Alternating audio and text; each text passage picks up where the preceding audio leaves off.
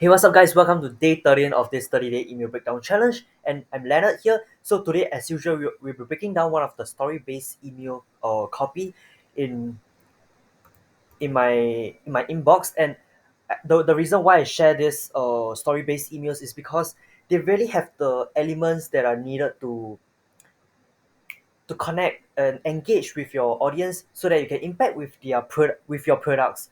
Yeah, so today, as usual, we're breaking down one of the emails, and today we'll be breaking down the email from Lurn Nation, as you can see right here. And what I like about Lurn Nation that I didn't mention in day two of the challenge, which I also did for Lurn Nation, the email breakdown, is that even though it is a large academy, right, where there's many different products, but he Anik Single, the founder, he managed to focus on just one product and just having one spokesperson for each email. And this case is Jason Bell. And just having by just having one spokesperson, right, it really bring the whole organization down to just one person, which seems small, but it's not. Yeah. So, but by being small, right, you can really connect to with your audience because they'll feel like, oh, he's not something big. He's actually a small organization that really cares about my experience, about me, my life, and solving my problems, giving me good solutions that help me and my family, right? So by having, even though, yeah, like I say, right, even though he's a big organization with many different products with many different creators, but he managed to scale it down or to just talking one to one to their audience, to his audience. Yeah, so without further ado, let's dive into today's email. And the subject line for this email is, I feel sorry for this millionaires. So this is a great hook that spark high level of curiosity because okay, actually there's a little bit of contradictory here because millionaire, right, who feels sorry for millionaire, right? Millionaire only feel sorry for those who without money, right? Because they don't have the capability, they don't have the ability, or they not yet have the ability to earn that the kind of money that they have. So it is kind of contradicting that we feel sorry for them. Yeah, so this kind of contradict hooks also uh, can spark a high level of curiosity right there to make your reader keep reading on. Yeah. So he go on to say, it's a weird thing to say, I know. Further, so this further asks a question: what is the weird thing here? So now first, he make his reader ask the question, uh, why am I feeling sorry for this? Why is he feeling sorry for this millionaires? And he then he further ask a question again. What's the weird thing here? So but he didn't continue on with the facts and the statistics or anything logical, but instead he go on with a story. So he go on to say, but here's the story. In 1995, Norton signed a three-movie deal with Paramount. They made a premiere fear, but they couldn't find any other project that would suit both the company and Norton. In the meantime, he did other projects, American History X to name one. So the problem showed up when Edward landed a role in Fight Club. It turned out Paramount has a project for him that was scheduled to film at the same time as Fight Club. So just a little bit of a background. So what he's saying here is Edward, he signed a three movie deal with Paramount, but they only did one, and the other two is still hanging at the cliff there because um Paramount haven't yet found any projects for him, so it's kind of like hanging on the cliff there. But meantime, Edward Norton had found a deal and with Fight Club, uh, but at the same time, Paramount suddenly have a project for him. So these two clashed, and they eventually settled their dispute and agreed that Norton owes them one more movie. So that's total of four movies during the deal with Paramount. So just a few years later, they forced him to take a role in the movie he really don't want to do. So the Italian job, Norton only took this job to avoid the lawsuit from Marymount, but he hate every minute of it. So this give a context to the reader, and then to emphasize the idea of Norton doing what he hate. So uh for the entire paragraph, right, the most important part is the last sentence. But he hated every minute of it. Everything before this sentence, right, is just to give a background information, because I can't just give you, I can't just appear in this email and say Edward Norton hated every minute of his shot in a movie with Paramount. It doesn't make sense because you don't know what happened before, and you can't expect what is, going on later on. So by having a background info, which is the past, and then now readers are able to imagine what happened later, or they can imagine themselves. Yeah, it creates a mental movie for themselves. So but he's not gonna talk about the future, but instead he stopped right there, and then he said, and he's not the only one who was forced into this, into doing something he didn't want. So he talked about a few bullets over there. So it's kind of like examples to build up the credibility that oh, I'm not just saying about what I'm saying here is not just about Edward Norton, but there's many other people like Daniel, Natalie, Jennifer, and Brad Pitt, who were also forced into taking a role that they didn't like to work on. So he go on to raise objection here. Yes, yes, I know, boohoo. They make tens of millions and they are global stars. It's hard to them. It's hard to be them, boohoo. So he raised a objection here, but instead of breaking that objection, because this is not like an objection really, but this is kind of like a common thought. So he didn't have to break it up straight, but he just have to uh avoid that norm, and then get to the main point, because the main point is not really uh about them being a global star or tens of millions of dollars, but the main point is, even though they make millions, I still he still wouldn't switch place with them, because of the freedom that they have, the free compared to what Jason have, which is the spokesperson of this email. So from my point of view, which is Jason's point of view, they are not truly free.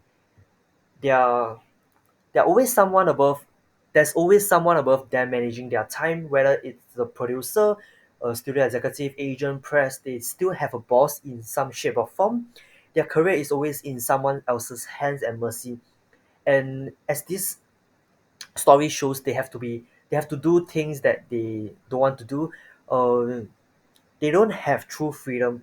They have a high paying job. Yeah, so that same goes for lawyers, doctors, engineers, and other high paid professions. So this few sentence, right, talk about the problem that they have, kind of like a problem, but it's a hidden problem that these people's these those people that are having high paying job have. So and then he's trying to describe, so the problem is not having uh not truly they are not truly free. And then he's giving some example, he's describing their life of being tied to something. And then he went on to describe himself. So me, I do whatever project I want with whoever I want, whenever I feel like doing it. If I hit if I want to hit the gym at 10 a.m., I just do it. If I want to take a week or off to spend with my family, I don't have to ask I don't have anyone to ask for permission. I just do it. If I don't like the project I'm working on, I will just ditch it and move to the next one that I want. For me, that's freedom.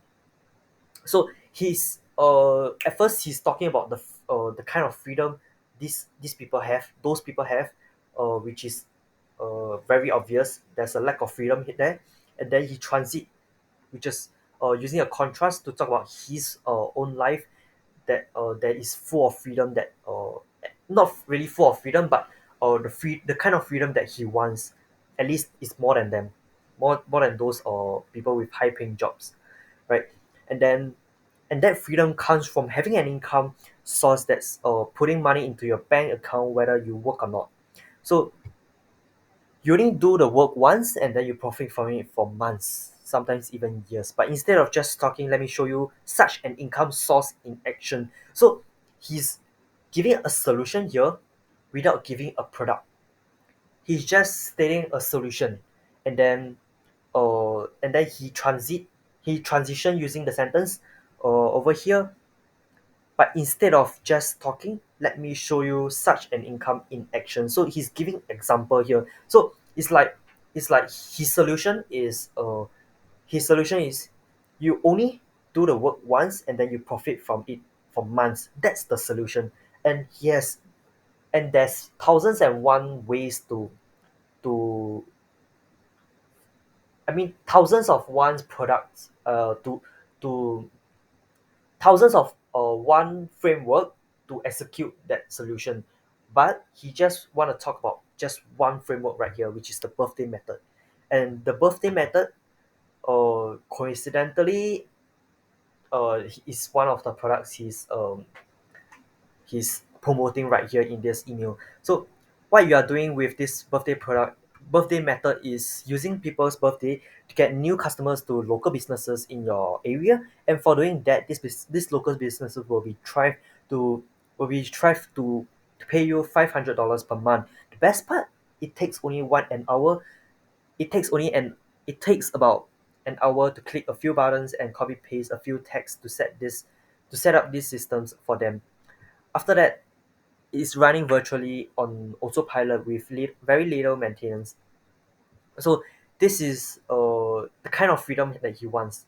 The and this is one of the framework to execute the solution, to get to the solution, to get to the freedom that he wants by doing the work once and profit for it for months. Yeah, so if you would like to hear more about this method, then click here and go grab your free training and the book local profits blueprint. So he's introducing the product right here. Okay, so actually, he's introducing the method, and then he's introducing the solution, and then he's introducing the product right here. So it's kind of like a step by step thing. Yep. So, at last he said, "Is this birthday method your golden ticket to your long desired financial and every other freedom?" Then he's being honest here. I don't know. So, but you won't know either until you click on the link here then watch until the end and see what it's all about and decide if it's a right fit for you or not. So join me. I'm waiting for you on the other side of this clip. So he's not bragging too much about his product right here and his webinar or something, and he's asking them to see for themselves. So this honesty right creates increases the credibility right there. So he's not hard selling, but he's telling them, I don't know if this will work or not, so you have to check it out yourself. So it makes the reader feel that this guy is honest about his product. He knows that this product not is not workable for everyone. So he's very genuine in telling me that I should look into this product myself and see if it is a right fit for me or not. Yeah, so he's genuine right here. So the framework that he used right is by saying the problem is the lack of freedom, in this millionaire.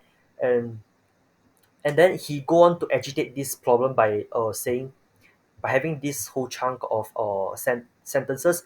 For my view, there's always someone above them. So it's very obvious. It's not very obvious, but uh it's stated that the lack of freedom, but he just want to emphasize on it, which is agitation here, which is why I wanted to break down this email, is because uh he uses a great sense of agitation of the problem right here. So the problem, we already know that this over here, he hated every minute of it. So he doesn't like this guy Edward Norton. He doesn't like the job he's doing, so he hated every part of it. So he doesn't have the freedom. But we didn't say that he doesn't have the freedom that he wants, but later on we emphasize it over here. Yeah, so they are not truly free. And then then he continued agitated using his own kind of freedom that he has in his life, Jason has in his life. So and then he go on to link to the solution, and if you realize here, right, after he agitate, he didn't go straight to this solution, but he slowly introduced a small idea and then followed by another idea and another idea, which is the product. So for example, he say, and that freedom comes from an income source, and then that income source can be built by this framework, the birthday method. And this birthday method, right, I have a webinar that's coming up for that I'm discussing about this birthday method. So and then he linked to his webinar, right? He didn't just straight away jump to the webinar and say, oh, Edward Norton doesn't have the freedom that he wants, and I have it, and then it's through this method called this webinar. So he didn't do that. He add an extra step over here to make more sense to the entire uh, connection of ideas. Yep. So two things I like about this email is obviously the good agitating of the problem, which I have already stated, and which is the problem is have to do what they don't like. Yeah, of course.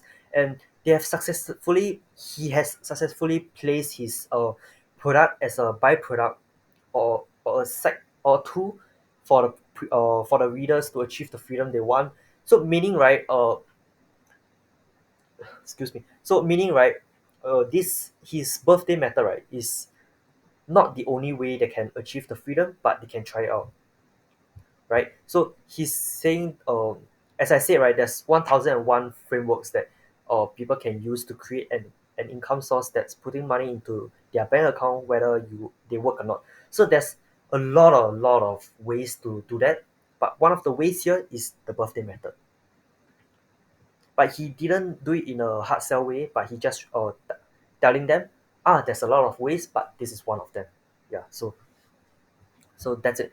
And one of the area of improvement is to further explain the sentence, but here's the story to raise more curiosity and let the readers look forward to the rest of the email, which is at the front here, over here. But here's the story. So I personally think that he should expand on this sentence in order to make it more enticing for the readers to keep reading on to the end of the email. For example, he can say something like, but here's the story about uh, a, a multi-millionaire who won't who unhappy about who isn't happy about his job, even though uh, he's paid a lot for it, something like that. But the main point that I'm trying to state here is to talk more about what kind of story that he's telling right here. Is it a personal story? Uh, is it a story that is it a contradicting story, or is it what's the big promise here? What's the thing that can make your reader keep reading? Yeah, so maybe you can say something, or like just now what I said. This is here's a story, but here's the story about a millionaire who uh an actor who earns millions a year but still not happy about his job. Yeah, something like that. So that makes them want to keep reading instead of just having, but here's the story or something. He can elaborate more about it to make them keep reading. Yeah, so that's my view on what he should improve on in this email. And if you have any comments or feedback, or even a disagreement with uh, my critic right here, or review, you can just drop me a comment down below below the video, and I'll get back to you right away within 24 hours. Yeah. So as usual, if you like this video, give me a thumbs up and remember to subscribe to my channel so you get notified for the next email breakdown. And I'll see you in the next breakdown. See you later.